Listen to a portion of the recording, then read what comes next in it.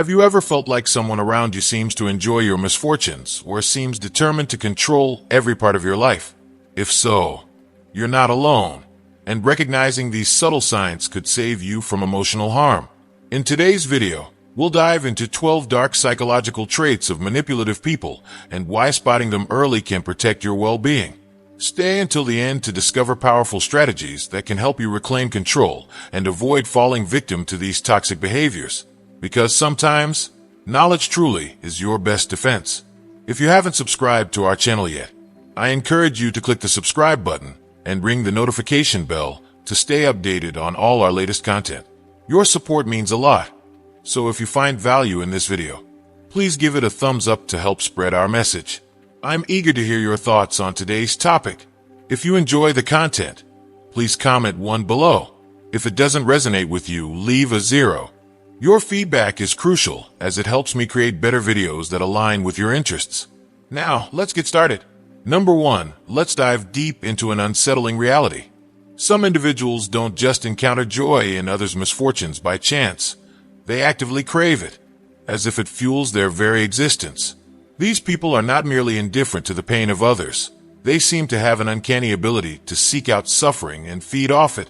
It's almost as if their minds are wired to find misery wherever they can, like hunters waiting to pounce on a moment of weakness. Now, I'm not suggesting you start viewing everyone with suspicion, but I do urge you to stay cautious. Begin observing how people react when someone around them hits a rough patch. Do they extend a hand, offering help, or do they quietly enjoy watching someone stumble?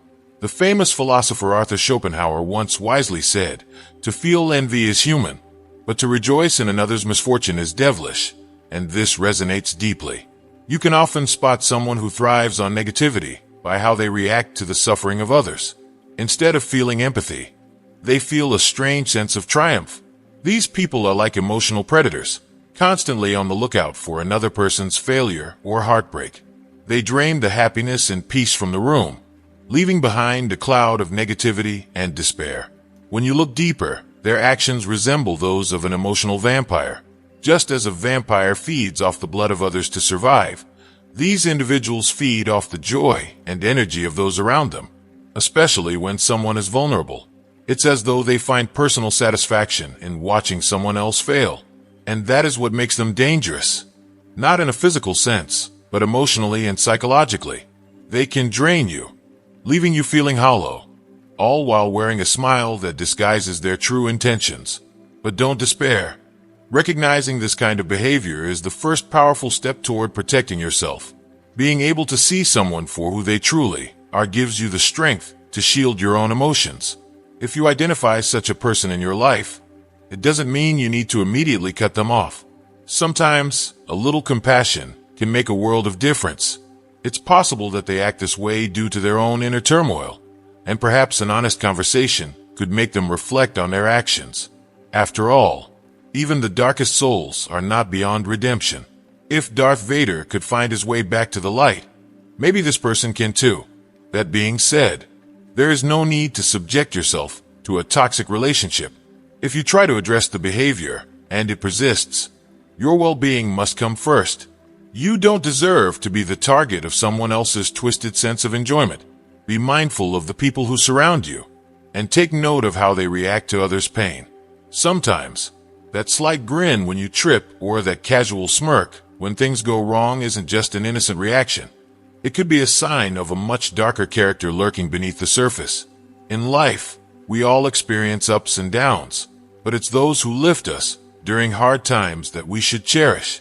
Those who laugh when we fall, well, they may not deserve a place in your journey. Be brave enough to see people for who they really are, and strong enough to walk away from those who rejoice in your struggles. Stay vigilant, protect your peace, and surround yourself with those who wish you well. The world has enough hardships without allowing others to add to your burden. Number 2, let's dive into something truly personal and relatable. The suffocating grip of control that some people try to impose on our lives.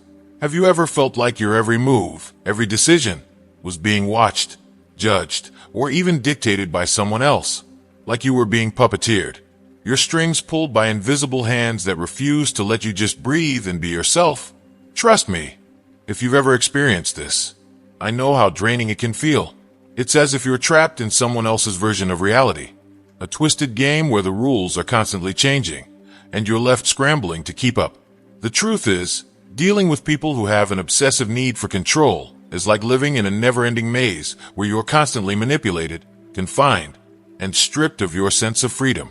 Imagine for a moment that you're a small bird locked in a cage.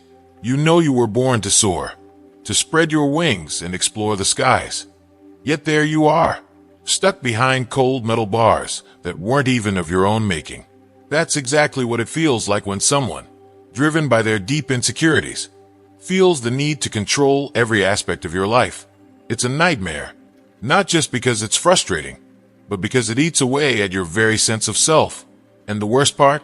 These controlling individuals usually disguise their manipulative tendencies under the guise of helping or guiding you, when in reality, they are stripping you of your autonomy and individuality.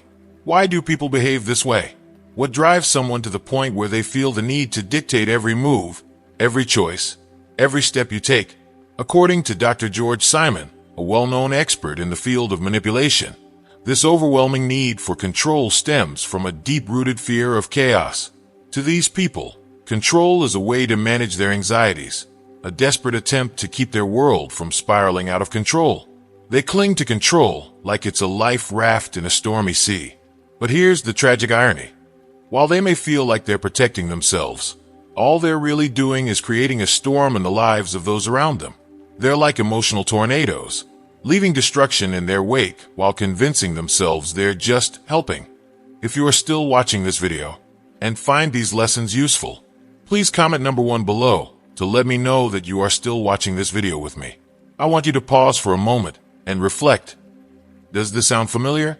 Perhaps it's a friend who always knows what's best for you, even if you never asked for their opinion. Maybe it's a partner who constantly needs to know where you are, what you're doing, who you're with, leaving you feeling like you're living in a prison of their making. Or maybe it's a boss who micromanages you to the point where you can't even breathe without them hovering over your shoulder, nitpicking every little detail. It's exhausting, it's maddening, and the longer you stay in these toxic dynamics, the more you lose touch with your own sense of self, your desires, your dreams, your freedom. But don't lose heart. Yes, these controlling people can make you feel like you're drowning in a sea of their insecurities and demands, but there is hope. As the ancient Stoic philosopher Epictetus once said, "It's not what happens to you, but how you react to it that matters." In other words, you may not be able to control the actions of these obsessive controllers, but you can control how you respond. You have the power to recognize the signs of manipulation and take back the reins of your life. One of the biggest red flags that you're dealing with a compulsive controller is when someone is constantly monitoring you, your choices, your words, even your thoughts. Does your boss triple-check every detail in your reports, making you feel like you're incompetent? Does your partner need to know your whereabouts at all times, making you feel like you've lost your independence? Or maybe it's a friend who becomes angry or passive-aggressive when you make decisions without their input. These behaviors are all signs that someone is trying to control you, whether they're aware of it or not. Now, I'm not going to sugarcoat it. Escaping the grip of a controlling person isn't easy. It's hard, especially when that person is someone close to you, someone you care about. But here's where the power of setting boundaries comes in. Think of boundaries as a protective shield around your life, your time, your emotions. You have every right to say, "This is where I draw the line." You don't get to cross it. It may feel uncomfortable at first, but boundaries are essential if you want to reclaim your sense of self. And if that doesn't work, well, there's always the option of strategically losing phone signal when they try to suffocate you with their demands. Sometimes a little distance, whether physical or emotional, can work wonders. But here's the real takeaway. Your life is yours. You are not anyone else's puppet, and you deserve to live freely, without the weight of someone else's insecurities pressing down on you. I want you to imagine yourself as the director of your own movie. You get to call the shots. You get to decide the plot twists, the triumphs, and the beautiful moments. Don't let someone else hijack your story and turn it into a low-budget drama filled with control and manipulation. You deserve so much more than that. You deserve a life that is rich, full of joy, peace, and freedom. So the next time you feel that creeping sensation of control wrapping itself around you, remember this: you have the power to break free.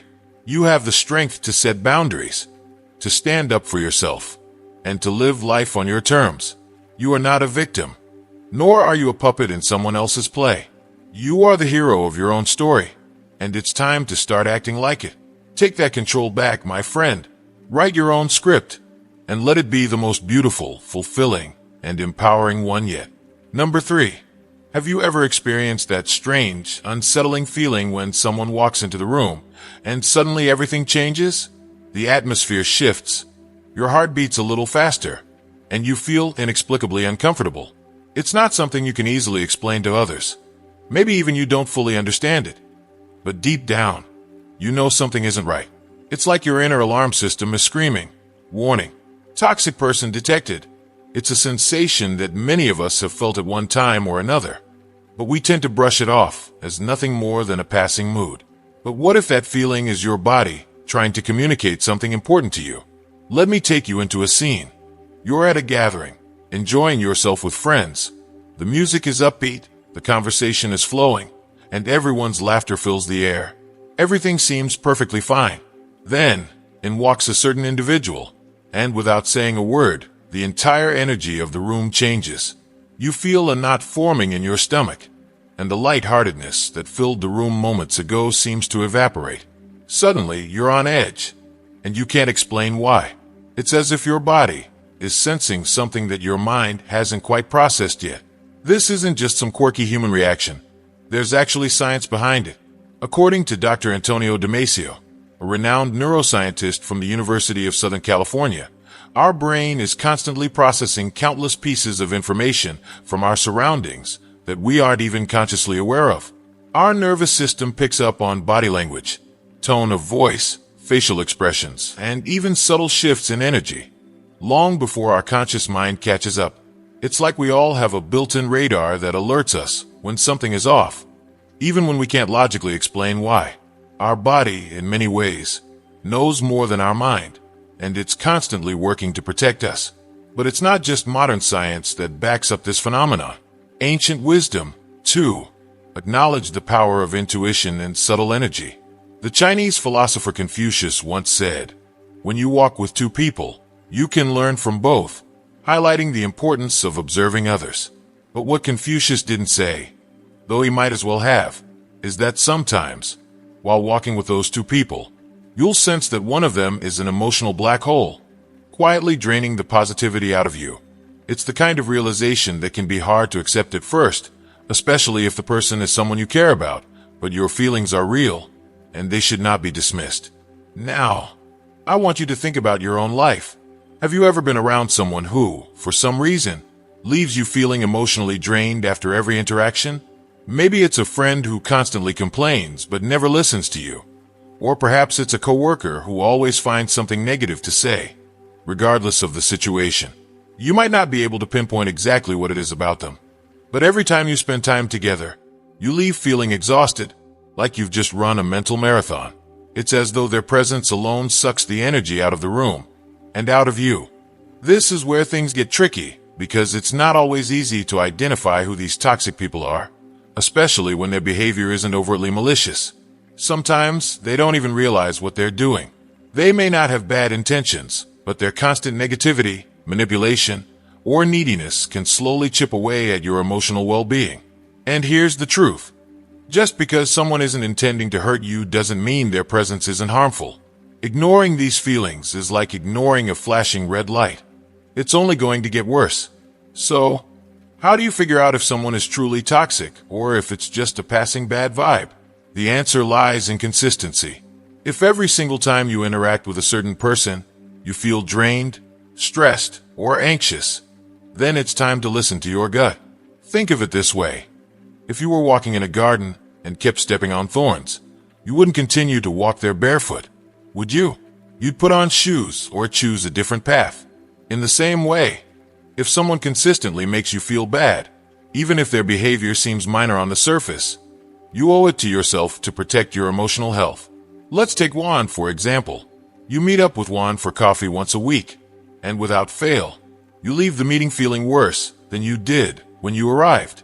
Maybe he's always complaining about his life, or perhaps he constantly criticizes your choices, even under the guise of being honest or giving advice. You try to brush it off, telling yourself that Juan is just going through a rough time. But after months of feeling emotionally depleted after every interaction, you start to realize that it's not just a phase. This is who Juan is. He's someone who drains your energy, whether intentionally or not. Does that make one a bad person? Not necessarily. But it does mean that you need to reevaluate how much time and energy you're willing to invest in the relationship. The famous psychologist and poet Maya Angelou once gave a piece of advice that has stuck with me for years. When someone shows you who they are, believe them the first time. It's simple but powerful. Too often, we give people the benefit of the doubt, ignoring our instincts and hoping things will change.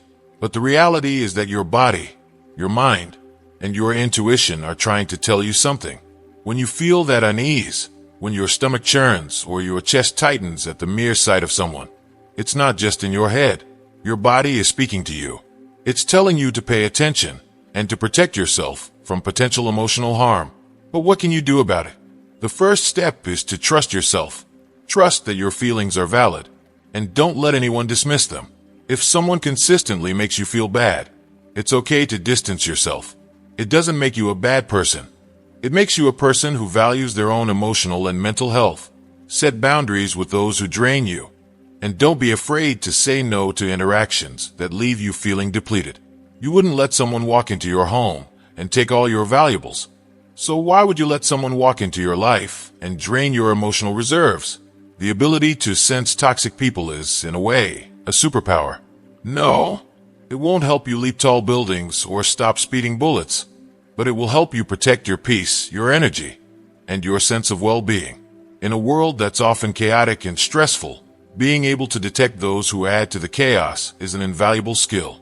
It allows you to create a life that's filled with positivity, support, and genuine connection, instead of one weighed down by emotional vampires. So, the next time you feel that familiar knot in your stomach or that uneasy tingle in your spine when someone walks into the room, don't ignore it. That feeling isn't just your imagination. It's your body's way of telling you to be careful. Trust your instincts, honor your feelings, and protect your energy. Because at the end of the day, the most important relationship you have is the one with yourself. And you deserve to feel safe, happy, and free. Number 4, let's talk about one of the most frustrating traits you can encounter in a person: the inability to take responsibility. Have you ever had to deal with someone who always seems to have an excuse, no matter the situation? Imagine this scenario. You're in a work meeting, and for the third time this week, one of your colleagues shows up late. Again, with a big sigh, they explain, "Oh, the traffic was a nightmare." And while traffic might indeed be bad, isn't it curious how it only seems to affect this one person and no one else? It's like they're living in a parallel universe where the laws of reality only apply selectively. For some people, making excuses is second nature. It's almost like they've made it an art form, a skill they've honed over years of avoiding accountability.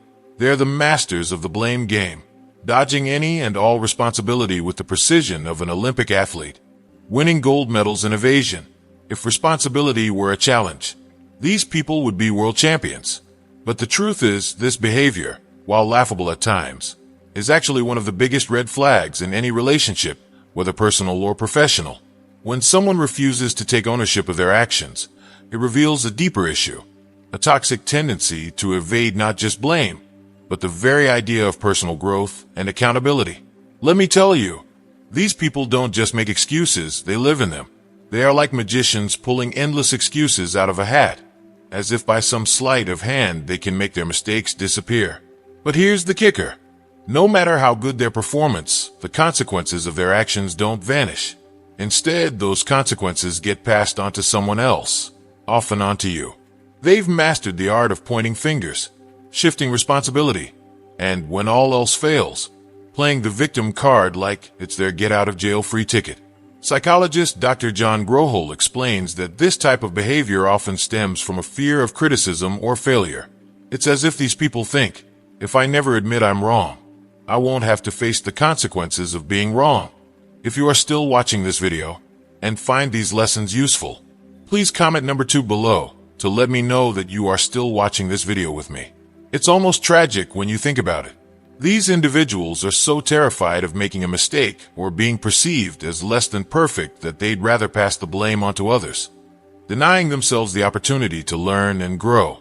Instead of owning their faults and using those moments to improve, they hide behind a wall of excuses, never truly facing the reality of their actions. In their minds, admitting fault equals failure, and failure is simply too terrifying to bear. Now, think about the impact this has on those around them. Whether it's a colleague, a friend, a partner, or even a family member, a person who refuses to take responsibility creates a ripple effect of frustration and resentment. Their unwillingness to own their actions forces others to pick up the slack, shoulder the blame, or deal with the fallout of their mistakes. It's emotionally draining. You might find yourself constantly cleaning up their messes, whether that's literally fixing their errors at work or emotionally supporting them as they navigate yet another self-created crisis. Either way, their avoidance becomes your burden, and that's not fair. I want you to imagine this situation. You're in a team project, and everyone has clearly defined tasks. You've worked hard to finish your part, double-checking every detail, making sure everything is in order. The deadline arrives, and everyone presents their work, except for one person. Let's call him Dave. Dave didn't finish his part. When asked why, he immediately has an excuse ready. I didn't get the updated information on time, or my computer crashed last night, or I thought we had another week to finish. Whatever the excuse, it becomes clear that Dave has no intention of admitting that he simply didn't prioritize the work. And now the whole team suffers because of it. What's even more frustrating is that people like Dave never seem to learn from their mistakes. The excuses change, but the behavior doesn't. They're always dodging responsibility, always ready with a reason why nothing is ever their fault. And because they've perfected this blame shifting, they often make others feel guilty for even questioning them. Are you saying it's my fault? They might ask, turning the tables so that you feel like the bad guy for holding them accountable. But here's the thing. Their refusal to take responsibility has nothing to do with you. It's not a reflection of your actions or your worth. In fact, their behavior speaks volumes about them, their fears, their insecurities, and their inability to face reality. As frustrating as it is, understanding this can help you separate yourself from their toxic behavior. You can't control them, but you can control how you react to them. So how do you handle these responsibility-dodging champions? First, it's important to stay calm. It's easy to get angry or frustrated when you're constantly dealing with someone's excuses, but reacting emotionally won't change their behavior. Remember, their avoidance is about them, not you. Don't take it personally, even though it might feel incredibly personal when you're the one picking up the slack. Second, be direct but firm. When someone tries to blame you or deflect responsibility, don't be afraid to call it out. You don't have to be harsh or confrontational, but setting clear boundaries is key. For example, if a colleague blames you for their mistake, you can calmly say, I understand there were challenges, but I handled my part on time. Let's figure out how to move forward from here. By doing this, you're not allowing them to shift the blame onto you, and you're encouraging a solution-focused approach instead of getting tangled in their excuses. Imagine it like this. You're on stage in a play, and your scene partner forgets their lines. Instead of improvising or taking responsibility, they look at you, accusingly, as if it's your fault they messed up. In that moment, you have a choice. You can either panic and try to fix their mistake, or you can stay composed and deliver your lines as planned. The audience will see who's truly prepared and who's trying to dodge responsibility. Keeping your cool in these situations not only protects your integrity, but also allows you to continue moving forward, regardless of someone else's mistakes. As much as we'd like to, we can't change people who refuse to take responsibility. It's frustrating, especially when their actions impact our lives. But trying to change them will only leave you feeling more drained. What you can do is control how much space you allow them to take up in your life.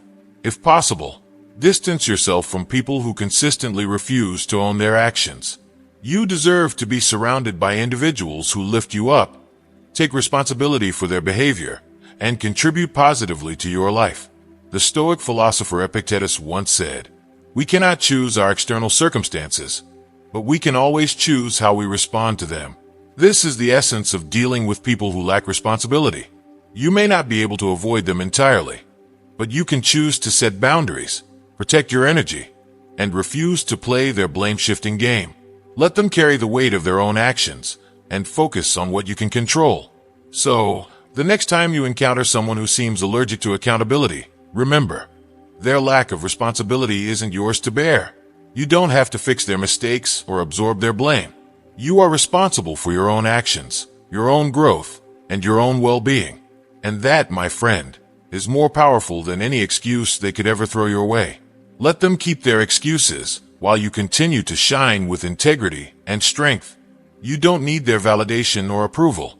You've got your own light to guide you. Number 5, the habit of lying. Picture this. You're at a cozy gathering with close friends, sharing stories and laughter. Suddenly, someone begins telling an outrageous tale, something so far-fetched it feels ripped from the pages of a Hollywood script. Everyone is hooked, hanging on every word, but deep down, you feel a knot forming in your stomach. Something just doesn't sit right. Can you relate? If so, you might be dealing with a compulsive liar. According to psychologist Robert Feldman from the University of Massachusetts, the average person lies 3 times during a 10-minute conversation. Shocking, right? Now, let that sink in for a moment. 3 times in just 10 minutes. However, here's where things take a darker turn. Individuals with malicious tendencies take this casual deceit to an entirely different level. These people don't just lie. They craft lies like a master artist, painting intricate illusions with their words. They weave elaborate webs of deceit, creating worlds that only exist in their minds. And the scariest part? They do it so effortlessly. I can still hear my grandmother's voice ringing in my ears, saying, "They lie more than they breathe." It's chilling when you realize that for these individuals, deception is second nature. But why do they lie? It's not because they're growing a long nose like Pinocchio, but they do share a key trait with him. They lie to gain something, whether it's to impress others, manipulate situations, or simply revel in the thrill of deception. They have an insatiable appetite for dishonesty. These master manipulators are dangerous because they have no boundaries. It's easy to think that all lies are the same, but let me assure you, not every lie is created equal.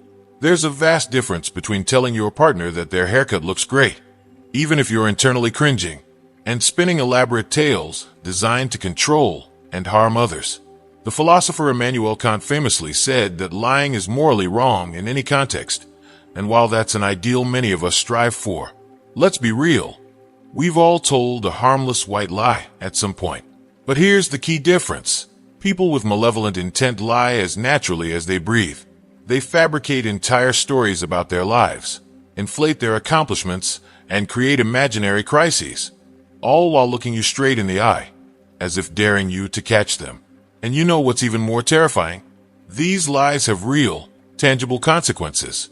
Imagine building trust with someone who constantly lies about their finances, their past, or even worse, their feelings for you. It's like standing on a shaky bridge. You never know when it's going to collapse. But not all hope is lost. While these people may be experts at weaving lies, there are ways to spot them. Trust your gut. Your instincts are often the first alarm bell. Watch for inconsistencies in their stories, subtle shifts in body language, and the ever-telling avoidance of direct eye contact. And here's an interesting fact. Researchers from the University of Massachusetts found that people tend to touch their noses unconsciously when they lie. Yes, just like Pinocchio. So, if someone's telling you a too-good-to-be-true tale while scratching their nose, you might want to take a mental note. Another classic sign. Someone who either avoids eye contact entirely or, on the contrary, stares you down like they're in a competition. They believe that if they never blink, you'll believe them. News flash. It doesn't work that way. Also, pay attention to their tone of voice, or if they start giving overly detailed answers. If they can recall the color of their socks from a supposedly spontaneous event, chances are they're making it up on the fly. Remember what Mark Twain wisely said. If you tell the truth, you don't have to remember anything. Lying is exhausting, and those who build their lives around deceit often struggle to keep their stories straight. So, next time you're face to face with someone who seems to be living in a fantasy world of their own making, don't be afraid to put on your truth-detecting glasses. Your peace of mind is worth far more than their temporary amusement. In the end, truth always has a way of revealing itself, no matter how artfully the lie is crafted. Stay vigilant, trust yourself, and never underestimate the power of your intuition. Number 6, the fear of change. Have you ever met someone who seems frozen in time, clinging to old habits and ideas like they're their last lifeline? Picture a rock sitting in the middle of a rushing river. The water, ever adaptive, flows around it, adjusting to new paths, while the rock remains completely still. This is exactly how some people behave in the face of change. While the world around them shifts and evolves, they dig in their heels, proudly proclaiming, "This is who I am. Take it or leave it." But is there really anything to be proud of in refusing to grow? Over 2,500 years ago, the Greek philosopher Heraclitus taught us that the only constant in life is change, and his words still ring true today. Those who resist change are like a scratched record, playing the same old song of their mistakes on an endless loop. When confronted with their outdated beliefs or behaviors, they often deflect with phrases like, "I've always been like this," as if that justifies their refusal to improve. But let's be real. Isn't this mindset just a way to avoid accountability? To hide from the possibility that they could, in fact, be better? Now, before we get too judgmental, let's acknowledge that this resistance is often rooted in fear. Fear of stepping into the unknown. Fear of trying and failing. Fear of realizing that they may not be as great as they once thought. It's as if they're living inside a bubble of comfort, a bubble that feels safe, but also suffocates their potential. They fear breaking free, because what lies outside of that bubble is uncertainty. And uncertainty is terrifying. The truth is, we've all been there at some point. Change is hard. It's uncomfortable and unnerving. But here's where it gets dangerous. When we surround ourselves with people who cling to the past and refuse to grow, their mindset begins to seep into our own lives. Have you ever heard the saying, "Tell me who your friends are, and I'll tell you who you are"? It's more true than we might like to admit. Without even realizing it, we can start adopting their stagnant mindset, echoing their excuses, and eventually becoming stuck in our own lives. That's why it's so essential to choose your circle wisely. Surround yourself with people who inspire growth, who aren't afraid to challenge you or push you beyond your comfort zone. People who show you that change, while scary, is the key to evolving into your best self. As the entrepreneur Jim Rohn once wisely said, "You are the average of the 5 people you spend the most time with." Think about that for a moment. Who are you allowing to influence your thoughts, actions, and decisions? Are they encouraging your growth or holding you back? Change is life's way of keeping us on our toes. It's how we learn, grow, and become the people we are meant to be. And while it's tempting to stick with what feels familiar and safe, there's so much more waiting for us outside of our bubbles. Yes, it's challenging. Yes, it's frightening. But the reward for embracing change is a life filled with growth, possibility, and most importantly, freedom. So, if you find yourself surrounded by people who are stuck in the past, who cling to their old ways as if they were life's only truth, ask yourself this: do I want to remain a rock in the river? Or do I want to flow with the water, embracing whatever comes next? Choose wisely, because the company you keep can either lift you up or pull you down. Number 7. Exploiting the kindness of others. Picture your friend Sophia. She's the kind of person who would drop everything to help someone in need, always ready to offer a listening ear, lend money, or do favors with a smile. She embodies generosity and compassion, and many would describe her as an angel on earth. But what happens when people start to see her kindness not as a virtue, but as something to exploit? This is where the truly manipulative, toxic individuals step in. Those who see a kind heart as a tool for their own selfish purposes. If you are still watching this video and find these lessons useful, please comment number 3 below to let me know that you are still watching this video with me. There's a certain type of person out there, a manipulator, who preys on the generosity of others. They look for people like Sophia, people who give without expecting anything in return, and they latch onto them like parasites. Dr. Albert J. Bernstein, renowned psychologist, once explained these toxic personalities with startling clarity. Toxic people are like emotional vacuums. They suck everything out of you and leave you feeling drained, empty, and used. And sadly, he couldn't be more right. These people are skilled in identifying the Sophias of the world, and once they do, they stop at nothing to exploit that kindness for their own gain. The methods they use are often subtle but devastating.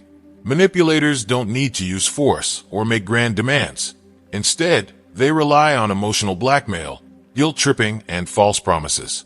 You've probably heard phrases like, "If you were truly my friend, you'd do this for me," or, "I swear, this is the last time I'll ask you for help," or the classic, "I can't believe you'd abandon me when I'm going through such a tough time." These are the tactics of kindness exploiters, those who weaponize guilt to make you feel responsible for their well-being while offering nothing in return. They play on your empathy, twisting it into an obligation rather than a free act of kindness. But why do people fall victim to these exploiters? Often, it's because they don't see the danger until it's too late. Manipulators are excellent actors. They present themselves as helpless, as people who just need a little help, again and again and again. They make you feel like a savior, the only person who can rescue them from their endless string of problems. And for a kind-hearted person, it's hard to turn away from someone in need, even when the helping starts to feel like a heavy burden. And let's be honest, setting boundaries can feel like betrayal, especially when you're used to giving freely. But here's the thing, your kindness is a gift, not a resource to be plundered. Philosopher Immanuel Kant once said, "Kindness is the only investment that never fails," and there's so much truth in that statement. But that doesn't mean we should allow others to take advantage of our generosity. Even the most valuable investments need protection, and that's why boundaries are essential. It's not about turning off your kindness. It's about controlling how and when you give it, and to whom. The first step in protecting yourself from kindness exploiters is understanding your own worth. Your time, energy, and generosity are not infinite. You don't owe anyone your emotional resources, and you certainly don't need to apologize for prioritizing your own well-being. A kind heart does not mean being a doormat. You have the right to say no without feeling guilty. And sometimes, the most compassionate thing you can do is to let someone stand on their own, rather than constantly propping them up. Next, learn to recognize the warning signs. Toxic people often have patterns that are easy to spot if you know what to look for. Do they only reach out when they need something? Do they never offer help in return? Do they make you feel bad for setting boundaries or saying no? If so, you're likely dealing with someone who is more interested in what they can take from you than in building a genuine, reciprocal relationship. These people don't care about your feelings. They care about how much they can extract from you before moving on to their next target. But don't let this make you jaded. There's a delicate balance between protecting yourself and closing yourself off to others. The goal is not to become distrustful of everyone, but to be mindful of who truly deserves your kindness. As Ayn Rand once said, don't say you have a duty to help someone. If you do it because you want to. True kindness is given freely, not out of guilt, not out of obligation, but because you choose to give. And that's a powerful thing. So, how do you navigate the tricky waters of being kind without being exploited? It all comes down to wisdom. Be wise in your giving. Help others because it brings you joy, not because you feel you have to. Understand that while kindness is a strength, it is not a weakness, and it should never be used against you. And most importantly, remember this.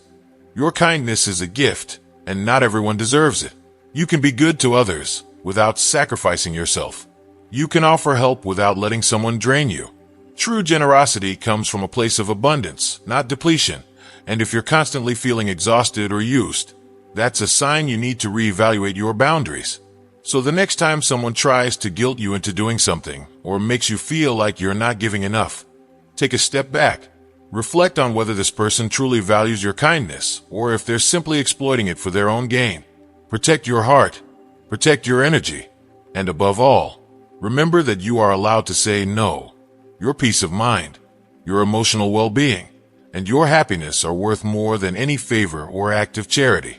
And in the end, the people who truly care about you will understand and respect your boundaries. That's the real power of kindness. It's not about giving endlessly, but about knowing when, where, and how to give so that your kindness remains a source of strength, not a drain. Number 8.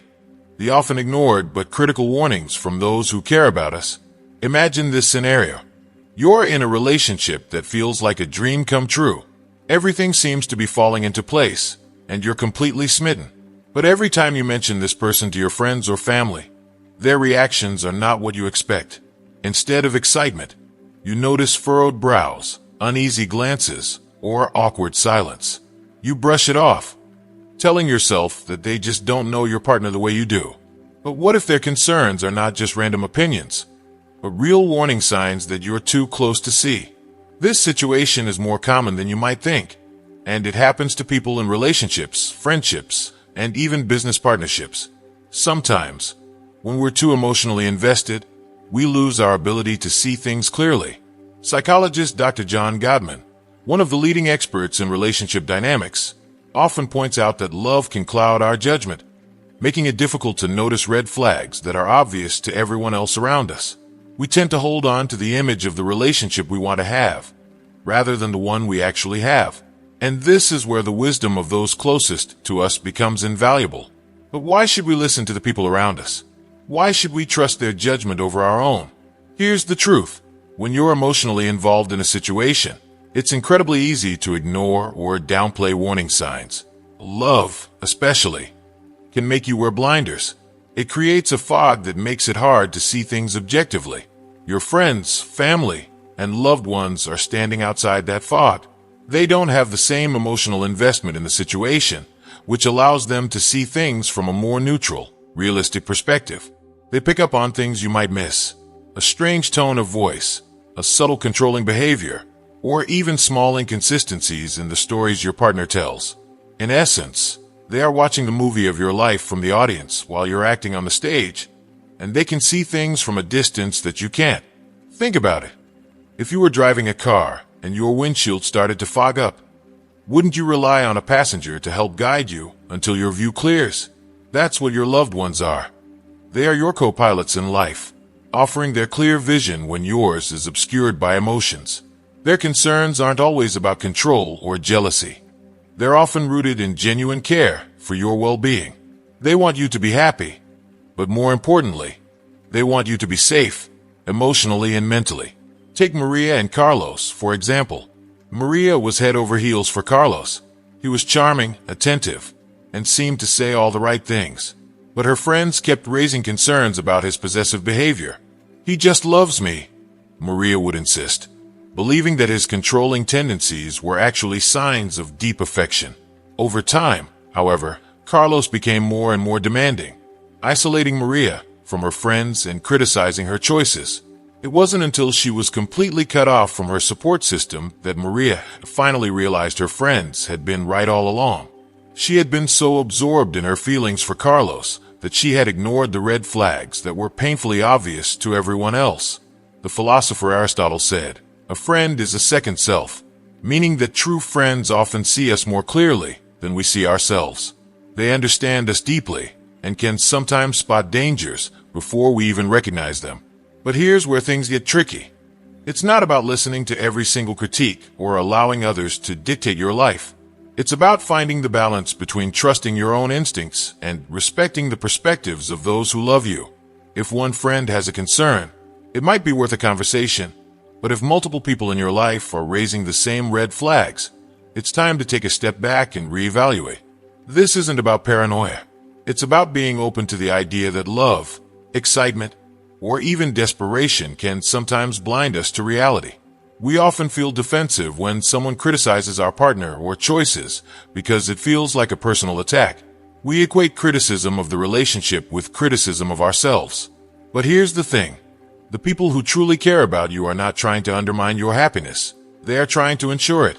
They're offering you a different angle, a more complete picture of the situation. And yes, sometimes it's hard to hear, but their input could save you from heartache later. It's important to acknowledge that our loved ones have our best interests at heart, even if their advice or concerns are difficult to swallow. It's like standing at a crossroads. One path is filled with the bliss of ignorance. The other requires us to confront uncomfortable truths. The first path feels easier. But the second path often leads to better decisions and, ultimately, a more fulfilling life. Imagine how many people have ignored the advice of their friends and family, only to find themselves trapped in toxic, controlling, or emotionally damaging relationships. Their stories are a reminder of why listening to the people who care about us is so crucial. But this doesn't mean you should walk away from a relationship at the first sign of disapproval from a loved one. What it does mean is that when you hear those concerns, you should take a moment to reflect, rather than dismissing them outright. Ask yourself, what are they seeing that I'm not? Could their concerns be based on something real that I've been avoiding or overlooking? Trust yourself, but don't let pride or fear of being wrong keep you from considering the advice of those who care about you. In the end, your friends and family are like your life safety net. When you're walking on the tightrope of love and emotions, they're down below, ready to catch you if you fall. And yes, while you are undoubtedly the main character in your own story, it's always helpful to have a supporting cast that can provide insight, wisdom, and perspective. Their warnings aren't always about being right. They're about protecting you from potential harm. Remember the saying from my hometown, "For I see more than two." When it comes to love, relationships, or even major life decisions, this couldn't be more true. Sometimes, it takes the eyes of those who care about you to see what your heart can't. So, the next time someone close to you raises concerns, don't get defensive, get curious. They might just be offering you a lifeline you didn't know you needed. At the end of the day, it's about finding the delicate balance between trusting your instincts and allowing the people who love you to help guide you. You are the protagonist of your life, yes, but even heroes need guidance. Number 9. The silent, destructive force of contempt. Picture this. You've just been assigned an exciting new project at work, something that really fires you up. You can't wait to share your enthusiasm with your partner, expecting some encouraging words or even a simple "you've got this." Instead, you're met with a dismissive look and a snide remark. You really think you can pull that off? Don't be ridiculous. That, my friends, is the unmistakable face of contempt, a dagger aimed straight at your self-esteem. Contempt isn't just a fleeting moment of negativity or a casual insult. It's a deep, corrosive poison that slowly seeps into your mind, making you second-guess your abilities, your aspirations, and even your very identity. It can be subtle, slipping into conversations disguised as sarcasm or mockery. But its impact is anything but mild. Contempt eats away at your confidence bit by bit, leaving you feeling inadequate and undeserving of success. And sadly, it's one of the most devastating tools in the arsenal of emotional manipulation. But why would someone who's supposed to care about you use such a weapon? As the renowned psychologist John Gottman points out, contempt is one of the strongest predictors of relationship breakdowns, not just in romantic partnerships, but in friendships, family ties, and even professional relationships. It's the weapon toxic individuals wield to establish a false sense of superiority. By making you feel small, they try to elevate themselves, basking in their illusion of power while chipping away at your well-being. It's crucial not to confuse contempt with constructive criticism. There's a vast difference between someone offering feedback that can help you grow and someone whose sole purpose is to tear you down. Constructive criticism comes from a place of support and encouragement. It's the coach who believes in you and pushes you to reach your potential. Contempt, on the other hand, is the person who would rather see you stumble so they can feel a twisted sense of satisfaction. The distinction lies in the intention. Constructive criticism builds, while contempt seeks to destroy. The damage inflicted by contempt isn't limited to just your emotional health. It can take a toll on your physical health as well. According to studies from the University of Washington, people who are regularly subjected to contemptuous remarks are more prone to illness. It's as though the constant belittling affects not only your mental state, but also weakens your immune system. So yes, those demeaning comments don't just hurt emotionally. They can literally make you sick. Think about that for a moment. Every time someone in your life undermines your efforts or mocks your ambitions, it doesn't just bruise your heart. It affects your entire well-being. It's like living in a constant state of tension, where your body absorbs the negativity like a sponge. And the worst part? Many people in this situation start to believe that they deserve the contempt, that their dreams are too far-fetched, or that they aren't good enough. That's the insidious nature of contempt. It warps your sense of self-worth, making you internalize someone else's cruel narrative about you. But here's the thing. Contempt says far more about the person expressing it than it does about you. People who harbor contempt often do so because of their own insecurities and frustrations. They project their fears and failures onto others, using belittlement as a way to deflect from their own inadequacies. It's not a reflection of your worth. It's a reflection of their internal struggles. And once you realize that, you gain the power to deflect their contempt instead of absorbing it. Recognizing contempt is the first critical step toward protecting yourself from its destructive effects. The next time someone speaks to you in a way that makes you feel small, whether it's mocking your achievements, criticizing your appearance, or downplaying your success, pause and remind yourself that their words are not the truth. Stand tall, look them in the eye, and remember that their opinions are rooted in their own issues, not yours. As the great philosopher Marcus Aurelius once said, "The opinion of others about you is none of your business." It's a powerful reminder that you don't need to carry the weight of someone else's contempt or let it define who you are.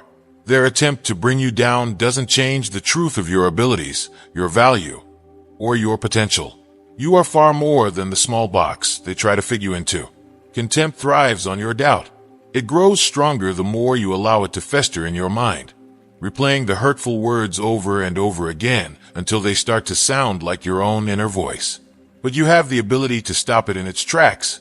You have the power to reject contempt, to refuse to let it take root in your thoughts. And the best way to do that is by surrounding yourself with people who lift you up, who encourage your dreams and push you toward your best self. It's important to remember that while we can't always control how others treat us, we can control how we respond. When faced with contempt, we have a choice. We can let it diminish us, or we can rise above it, refusing to let someone else's negativity dictate our path. The next time someone undercuts your ambitions or mocks your efforts, see it for what it is, a reflection of their insecurity, not your worth. And instead of letting their words take hold, stand firm in the knowledge that you are capable, you are worthy, and you are enough. Contempt may be a poison, but your resilience, confidence, and self-worth are the antidote. You don't need to shrink in the face of someone's belittlement. Instead, stand tall, recognize their contempt for what it truly is, and keep moving forward with your head held high. Because at the end of the day, it's not about what they think of you. It's about what you believe about yourself. And you, my friend, are far stronger than any contemptuous words they could ever throw your way. Number 10. Mistreating animals. There's something profoundly revealing about the way a person treats animals. It speaks to the depth of their empathy, their compassion, and their respect for life itself. While animals may not speak our language, their dependence on human kindness is universal. As philosopher Immanuel Kant wisely stated, we can judge the heart of a person by their treatment of animals. His words echo an essential truth. How we treat those who cannot speak for themselves, who rely on us for care, reflects the very core of our humanity. If you are still watching this video and find these lessons useful, please comment number 4 below to let me know that you are still watching this video with me. Mistreating animals isn't always about blatant cruelty or visible harm. More often, it's subtle, hidden behind neglect, ignorance, or a complete disregard for the well-being of creatures who depend on us. It's not just the shocking cases of abuse we see on the news, but the more common, everyday instances of indifference that reveal a person's character. Consider the neighbor who leaves their dog chained in the backyard all day, exposed to extreme heat or cold, without shelter or companionship, or the friend who can't be bothered to refill the water bowl for their cat. These are not the dramatic scenes we associate with cruelty, but they are acts of mistreatment all the same. Neglect is a silent kind of cruelty, but it's no less harmful than overt abuse. It may not make headlines or leave physical scars, but it leaves deep emotional ones, and animals feel these wounds keenly. They experience loneliness, fear, and even depression when their basic needs are ignored.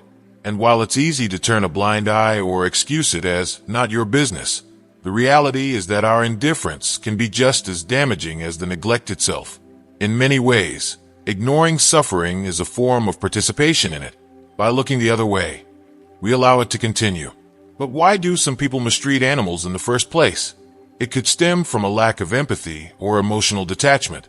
Or perhaps they view animals as lesser beings whose feelings or lives don't matter as much. Whatever the reason, mistreatment of animals often reflects deeper issues within a person, an inability to empathize with those who are vulnerable, or worse, a desire to exert control or dominance over a helpless creature. This lack of empathy can easily extend beyond animals and into other aspects of their relationships with people, especially those they perceive as weaker or more dependent. This is why Kant's words ring so true.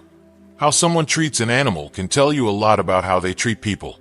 When we encounter situations where animals are being mistreated, it's crucial not to stand by in silence. Indifference is cruelty's closest ally. If you witness a neighbor leaving their dog tied up all day, neglected and forgotten, or know someone who habitually ignores their pet's needs, it's important to take action. You don't have to be confrontational or accusatory, but a polite and concerned intervention can go a long way. Often, people may not even realize that their behavior is harmful. A simple conversation, framed with care and concern, can open their eyes to the suffering they are causing. For those cases where a conversation isn't enough, or when the neglect or abuse is severe, don't hesitate to contact the proper authorities or animal welfare organizations. Many communities have services dedicated to the welfare of animals, and reporting neglect can be the first step to rescuing an animal from a harmful situation. Remember, animals depend on us to speak for them. They have no voice of their own in these matters. If we don't act, who will? Having a pet or taking responsibility for an animal is a privilege, not a right. It comes with the duty to provide care, attention, and love. Too often, people get pets on impulse, unaware of the commitment it truly entails. As writer Milan Kundera so beautifully expressed, true kindness of man can only be manifested in its pure form in relation to those who have no power. This is a critical point because animals, in their innocence and dependence, have no control over the conditions of their lives. They can't choose their homes, their caretakers, or their daily experiences. That's up to us. And the way we treat them says everything about the kind of people we are. Think about it. An animal can't retaliate if it's mistreated. It can't leave or stand up for itself when it's ignored or when its needs are unmet. This dynamic of absolute dependence makes the treatment of animals a true moral test. We show our true selves when we care for those who rely on us entirely, whether they are animals or other vulnerable beings in our lives. This responsibility goes beyond just feeding and housing a pet. It's about offering affection, security, and a sense of belonging. In fact, studies show that animals who are mistreated, whether through abuse or neglect, can suffer from emotional trauma much like humans. Dogs left alone for long periods often experience separation anxiety and depression. Cats who are ignored can become despondent or aggressive. The psychological impact of neglect is real, and it's heartbreaking. Imagine spending your entire life waiting for a few moments of affection that never come. Animals feel this neglect deeply, even if they can't express it in words. On the other hand, people who treat animals with love and care demonstrate the best of what humanity has to offer. They show compassion, patience, and a deep sense of responsibility toward another living being. And this doesn't just apply to pets. Pay attention to how someone treats all animals, from the stray cat on the street to the birds outside their window. Do they approach animals with gentleness and respect? Or do they see them as a nuisance, something to ignore or dismiss? These small interactions speak volumes about their character. In a world where we are often so consumed by our own lives and struggles, it's easy to overlook the needs of animals, but they depend on us in ways we can't fully comprehend. They trust us to care for them, to provide them with the basics of life, and to love them in return for the unconditional love they give us. Whether it's the loyal dog who greets you every time you walk through the door, or the cat who curls up beside you when you're feeling down, animals enrich our lives immeasurably. But here's the question we should all ask ourselves. How do we treat the animals who depend on us? Do we see them as companions, deserving of love and care, or as responsibilities that are easily overlooked? And beyond that, how do we respond when we see others mistreating animals? It's easy to look away, to tell ourselves it's not our place. But remember this, every time we ignore the mistreatment of an animal, we allow cruelty to persist. and that reflects on all of us. The next time you see someone treating an animal poorly, don't stay silent. Whether it's a casual neglect or something more serious, stand up for the voiceless. Because in doing so, you're not just standing up for animals. You're standing up for the very principle of compassion itself. And in the end, it's our capacity for kindness, especially toward those who have no power, that defines us as human beings. Number 11, the absence of remorse. Imagine standing face to face with someone who has just hurt you deeply, whether it's through betrayal, deception, or a blatant act of cruelty. Your mind is reeling, your heart aches, and all you want is an apology, a sign that they understand the pain they've caused. Instead, you get something altogether more chilling, a blank stare, an insincere smile, or even a shrug, as if the harm they've inflicted means nothing. This is the disturbing reality of people who lack remorse, and it's one of the most unsettling behaviors you can encounter. These individuals don't just hurt others. They do so without a second thought, without that flicker of guilt or regret that most of us feel when we've wronged someone. It's as if their emotional radar is completely broken, leaving them incapable of understanding the impact of their actions. Psychologist Robert Hare, a leading expert on psychopathy, has spent years studying this lack of remorse and describes it as a fundamental deficiency in moral consciousness. People without remorse lack that crucial internal compass that guides us through the emotional and ethical complexities of life. For them, there's no genuine acknowledgement of harm, no reflection, and certainly no apology. But here's the thing. This lack of remorse doesn't just manifest in big, dramatic events. It shows up in everyday situations, sometimes so subtly that you might not recognize it at first. You'll find it in small interactions where accountability is dodged, where mistakes are brushed off or turned around on others, and where empathy is entirely absent. So how can you identify someone who lacks remorse in your life? There are several red flags, and once you see them, you'll begin to understand just how dangerous this behavior can be. First, take note of how they respond to the idea of an apology. If you ever receive an apology from someone without remorse, it will likely feel hollow, forced, or mechanical. They may say the words, "I'm sorry," but there's no weight behind them, no real understanding of the damage they've caused. It's the kind of apology that leaves you feeling worse, not better, because deep down, you know they're just trying to say whatever it takes to make the problem go away. It's like someone handing you a counterfeit bill. It looks like an apology, but it holds no actual value. Second, watch how they handle blame. People who lack remorse are masterful at shifting responsibility. They'll twist the situation so that it's never their fault, no matter how obvious their role in the problem might be. Did they lie? Well, that's because you weren't paying enough attention. Did they hurt you? That's because you're too sensitive. They deflect, they distort, and they gaslight, making you question your own perception of events. The longer you engage with them, the more you'll start to feel like you're the one who's wrong, even when the facts clearly say otherwise. This constant avoidance of accountability is a hallmark trait of those who lack remorse. Then there's their ability to minimize the harm they cause. If you confront them about something hurtful they've done, they'll quickly downplay the significance of their actions. "Oh, come on. I was just joking," or "You're overreacting. It wasn't that bad," are common phrases in their vocabulary. What they're really doing is invalidating your feelings, making you doubt whether your pain is legitimate. This kind of emotional manipulation is insidious because it not only absolves them of responsibility, but also trains you to second-guess yourself. Over time, you might start believing that your feelings don't matter, which is exactly what they want. One of the most telling signs of someone who lacks remorse is their reaction when they're asked to take responsibility. Unlike most people who might feel embarrassed or regretful when they're called out for wrongdoing, individuals without remorse often react with anger or indignation. Instead of reflecting on their behavior, they turn the tables, making you feel guilty for even bringing it up. "Why are you always blaming me?" they'll ask, as if their mistakes are somehow your fault. This tactic shifts the focus away from their actions and onto your supposed inability to let things go. It's a classic form of emotional manipulation, designed to make you feel like the problem for simply wanting accountability.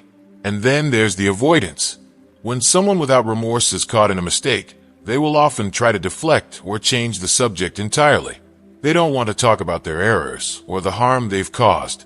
They want to move on as quickly as possible, leaving you in the emotional dust. By steering the conversation away from the issue at hand, they avoid any real discussion or resolution, creating a cycle where problems are never addressed and their behavior remains unchecked. But what's at the core of this lack of remorse? Psychologists have found that many people who exhibit this behavior have reduced activity in parts of the brain responsible for empathy and emotional processing. It's not that they consciously choose to be heartless. They simply don't have the same emotional wiring that most people do. In some ways, their lack of remorse is a sign of emotional atrophy. Like a muscle that hasn't been used in years, their capacity for guilt or compassion has weakened to the point of non-existence. This emotional deficiency makes it incredibly difficult for them to connect with others on a meaningful level, and it often leaves a trail of broken relationships in its wake. But it's important to distinguish between a lack of remorse and the ability to forgive oneself. There's a significant difference between someone who makes a mistake, learns from it, and moves forward, and someone who doesn't even recognize their mistake in the first place. The former shows emotional growth, the latter shows emotional void. People who lack remorse don't forgive themselves because, in their minds, there's nothing to forgive. They see themselves as blameless, no matter the situation. This lack of self-reflection is what makes them so dangerous in relationships, whether personal or professional. Without the capacity to feel guilt, they never grow, never change, and never truly care about the impact of their actions on others. So, what do you do if you realize you have someone like this in your life? The first thing to understand is that you cannot change them. No amount of reasoning, pleading, or confrontation will suddenly awaken their conscience. You're not an emotional mechanic, and they are not a machine that can be fixed with a little adjustment here or there. Instead, your focus should be on protecting your own emotional well-being. Set firm boundaries and be clear about what you will and will not tolerate. Don't allow their lack of remorse to make you question your own feelings or experiences. If possible, limit your interactions with them, because the more time you spend around someone like this, the more likely you are to be drawn into their toxic dynamic. If you are still watching this video and find these lessons useful, please comment number 5 below to let me know that you are still watching this video with me. Think of your emotional health like a delicate ecosystem. It needs balance, care, and attention to thrive. Allowing someone without remorse into your life is like introducing a predator into that ecosystem. They will disrupt the balance, taking and consuming without ever giving back. It's your responsibility to keep them out, to protect the emotional landscape you've worked so hard to cultivate. If you don't, their behavior will start to erode your self-worth, leaving you feeling drained and questioning your own reality. And if you ever wonder whether you might lack remorse, the very fact that you're asking the question is a positive sign. People who lack true remorse rarely reflect on their behavior because they don't care enough to do so. The ability to recognize when you've hurt someone, to feel guilt or regret, and to take steps to make amends is a sign of emotional intelligence, not weakness. So, if you find yourself thinking about how your actions affect others, rest assured that you are far from the kind of person we've been discussing. In the end, people who lack remorse are like emotional black holes. They pull everything in without giving anything back. But you don't have to be drawn into their gravity. You have the power to set boundaries, to protect your emotional space, and to surround yourself with people who are capable of empathy, compassion, and growth. So, the next time someone hurts you and looks at you as if nothing happened, remember this. It's not that they don't understand, they simply don't care. And that in itself is all the reason you need to walk away and preserve your peace. Number 12, envy. Imagine envy as a dark shadow that silently follows us through life, slipping into our thoughts when we see someone else succeed, whispering doubts and stirring up emotions we're often ashamed to admit. It's a universal feeling, one that, at its core, is deeply human. We all experience envy, sometimes in fleeting moments, sometimes with a slow-burning intensity. But make no mistake, while envy is an innate part of human nature, it can be a dangerous emotion if left unchecked. It's the quiet poison that corrupts not only our relationships with others, but also our relationship with ourselves.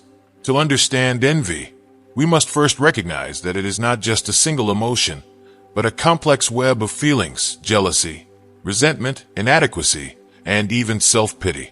It's a painful response to the success, happiness, or good fortune of others. When someone else thrives, envy whispers, "Why not me? Why do they deserve this when I don't?" It's a corrosive inner dialogue that eats away at our sense of self-worth. And yet, we rarely talk about it openly, because envy is one of those emotions we're embarrassed to admit. After all, who wants to confess that they feel resentful when their friend gets a promotion, or that they secretly seethe when their neighbor buys a new car? Psychologists categorize envy as one of the most basic human emotions. But basic doesn't mean it's harmless. It's as old as humanity itself, and has been the subject of philosophical musings for centuries. Aristotle once said, "Envy is the pain caused by the good fortune of others." This perfectly encapsulates the essence of envy. It's not just about wanting what someone else has. It's the discomfort, even anguish, that we feel when we perceive others as having something we lack. It's the sharp sting that cuts through our self-esteem and makes us question our own worth. The face of envy can be subtle or overt.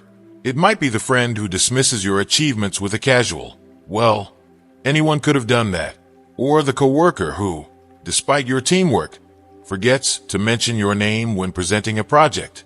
Envy often manifests as passive aggression, where praise is laced with a backhanded compliment or success is met with cold indifference. These interactions might seem harmless at first glance, but over time, they reveal a deeper emotional struggle within the envious person, a struggle they might not even fully recognize themselves. But envy isn't just a passing feeling. It can grow, metastasizing into something far more dangerous.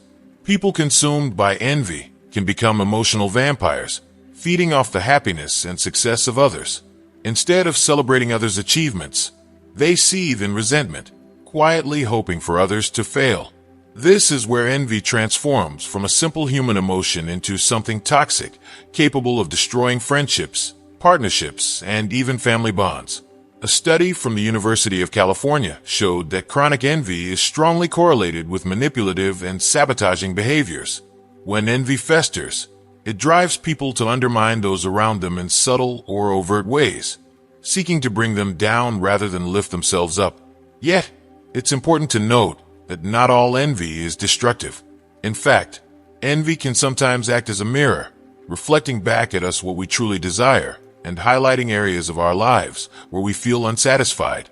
This is where we encounter the concept of benign envy, a form of envy that can actually be a catalyst for growth. Imagine seeing a friend achieve something incredible, starting a business, running a marathon, or landing their dream job. You feel that pang of envy, but instead of spiraling into bitterness, you use it as motivation. You think, if they can do it, maybe I can too. This kind of envy doesn't come from a place of resentment, but from admiration. It's envy with a purpose. This type of envy can light a fire within us, pushing us to work harder, set new goals, and strive for our own success. In fact, a study from Harvard University revealed that in competitive environments, envy can actually boost creativity and productivity. It's like being in a race where seeing the person ahead of you pushes you to run faster, rather than wishing they'd trip. The key is in how we choose to respond to those envious feelings. Do we allow them to consume us? Or do we transform them into fuel for our own growth? There's a saying that we are the average of the 5 people we spend the most time with. If you surround yourself with negative, envious individuals, it's easy to be dragged into that same cycle of resentment.